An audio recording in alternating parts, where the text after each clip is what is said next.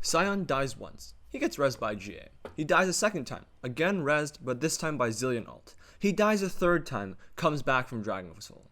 After a fourth death, he returns from death with his passive. Boom! Fifth death, Akshan W says hi. Sixth death, Sion passive again, baby. After killing Sion 7 times, he finally stays dead. So let's say that your entire team builds for resurrections. How many times would your team need to die to actually stay dead? Sion top, Zac jungle, Akshan mid, Anivia Zillion bot. Zac dies once, GA for the second time, Dragon Soul for the third time, Slime Mode is engaged for the fourth death. Akshan reses him, and then Zac is truly dead on death 5. Anivia also gets 5 deaths with her egg form, and Zillion ends up with 4 as he gave Sion an extra life. Of course, Akshan himself must also die 3 times as he can GA once and Dragon Soul once. Adding that all together, Sion's 7 lives, Zac's 5 lives, Anivia's 5 lives, Zillion's 4 lives, and Akshan's pitiful 3, your team is playing with 24 lives. Pretty solid.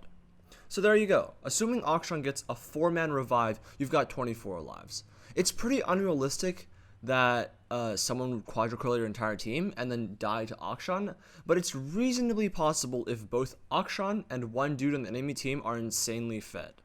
Now let's throw reasonably possible out the window. Akshan can theoretically revive your entire team 5 times in one fight.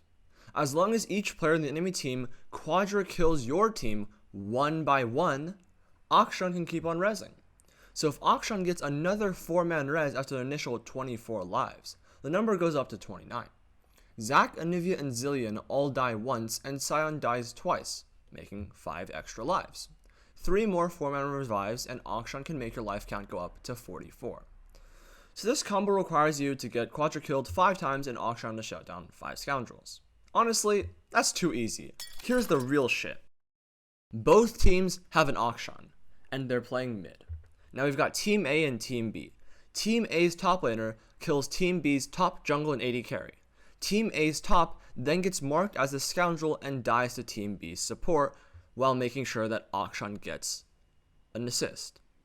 Team B reses completely and Team A is down a top laner. Remember, the support killed the top laner, so the support is the scoundrel.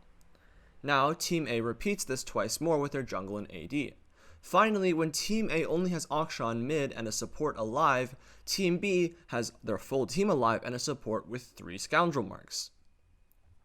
All Team A has to do is kill the support on Team B and make sure kill credit goes to the support on Team A. Now Team A is fully revived and Team B is down 1 player. As long as you make sure that both teams have 1 Akshan and 1 other dude alive at all times, and the other dude is the one getting the scoundrel marking, you can have an infinitely long team fight with an infinite amount of deaths.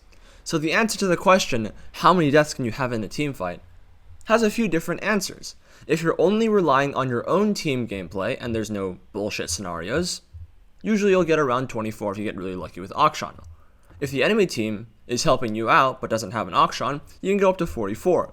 But if both teams are working together, then your team fights will never end.